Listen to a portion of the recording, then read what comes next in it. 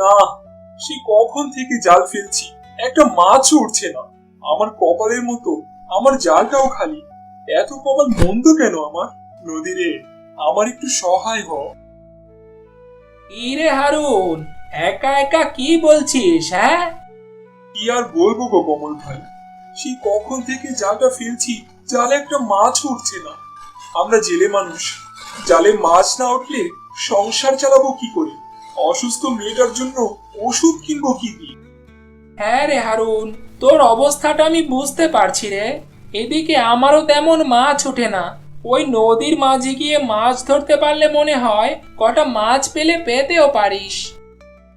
এখন তো প্রায় সন্ধ্যা হব হব ভাব। এখন আর মাঝ নদীতে কি করে যাব?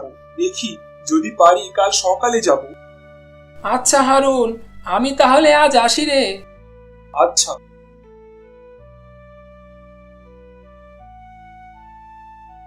এরপর দুঃখ ভরা মন নিয়ে হারুন খালি হাতে বাড়ি ফিরল।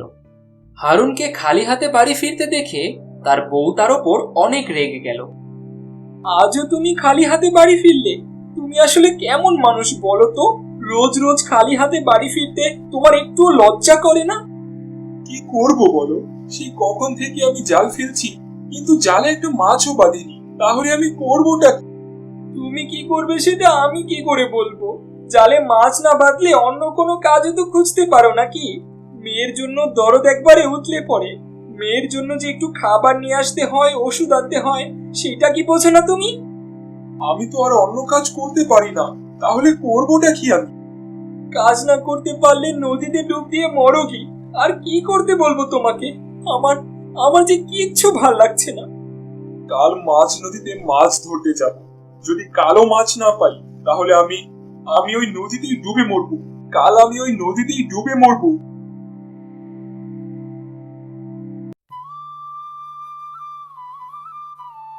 পরদিন সকালে হারুন ঘুম থেকে উঠেই নদীতে এসে নৌকা নিয়ে একেবারে মাঝ নদীতে চলে গেল।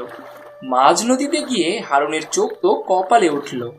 নদীর মাঝে একটা বড় বেগুন গাছ, আর গাছে ঝুলছে অনেকগুলো বেগুন, আর গাছের আশেপাশে বেশ কটা মাছ ঘুরে বেড়াচ্ছে। আরে বাবা, এটা কিভাবে সম্ভব? মাঝ নদীতে একটা বেগুন গাছ কি করে হলো? আর এই গাছে এতগুলো বেগুন ঝুলছে কি করে? এখানে তো মাছও আছে। দেখি, আগে মাছগুলো ধরি। আরে বাহ, একটা জালেই তো কতগুলো মাছ উঠেছে। এই মাছই আমাদের হয়ে যাবে।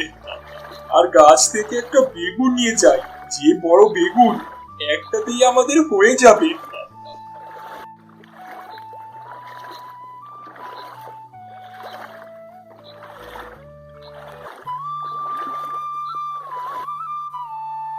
এই যে বউ, এখানে মন খারাপ করে আছো কেন? এই দেখো, কতগুলো মাছ এনেছি গো। ও মা, এত মাছ! হ্যাঁ গো বউ, আজ মাঝ নদীতে গিয়েছিলাম গো।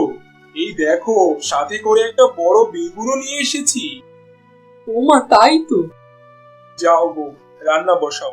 আজ মাছ আর বেগুন রান্না করো, খুব মজা করে খাওয়া যাবে। টাটকা টাটকা মাছ আর বেগুন জমে যাবে একদম। তুমি হাত মুখ ধুয়ে মেয়েটার পাশে বসে গল্প করো, আমি রান্নাটা সেরে নিই। মা, ও মা, কটা ভাত দেবে মা? আজ আজ আমার খুব খিদে পেয়েছে। কি বললি? কি বললি তুই মা? আজ কতদিন হয়ে গেল তুই ভাত খাস না? দাঁড়া, দাঁড়া মা, আমি এক্ষুনি তোর জন্য ভাত নিয়ে আসছি।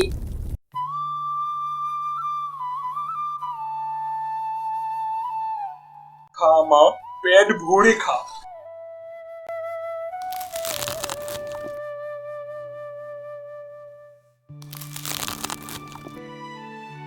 আয়েশা নীলাকে খাইয়ে দিল।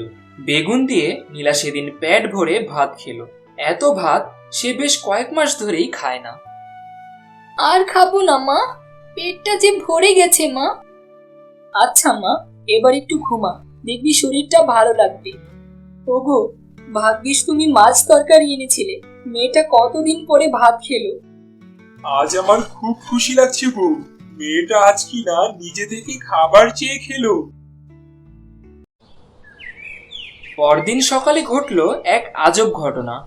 নীলা বিছানা থেকে একা একা উঠে বাইরে বেরিয়ে তার বাবা মাকে ডাকতে লাগলো।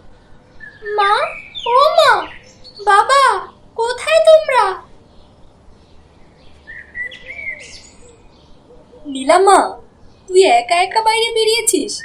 ওগো, আমি কি সত্যি দেখছি? ওগো, এ যে অবাক কাণ্ড! আমি তো নিজের চোখকেই বিশ্বাস করতে পারছি না। আমাদের নীলা হাঁটছে গো, আমাদের নীলা হাঁটছে। হ্যাঁ বাবা, আমি একটু হাঁটতে পারছি, এই দেখো না। কিন্তু ওকে তো কোনো ওষুধও খাওয়ালাম না, তাহলে ও ঠিক হলো কি করে? ও, মনে হচ্ছে এটা ওই বেগুনের চমৎকার।